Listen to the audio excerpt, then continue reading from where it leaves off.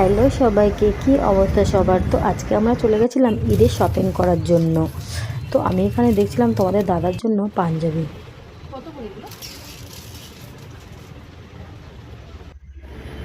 এখানে প্রচুর shirt T shirt ছিল। এটা আমি দেখছিলাম তোমাদের দাদার জন্য, এটা আমার খুব ভালো লেগেছে। এখানে এই টি শার্টটাও দেখছিলাম, এটাও খুব ভালো লাগছিল। একটা জুতো নিয়ে নিয়েছি তোমাদের দাদার জন্য।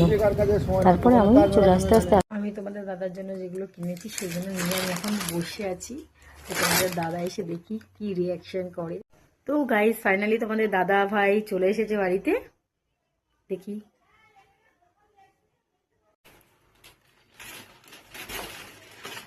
এসব আমার কি করতে আমার দরকার ছিল এত কিছু।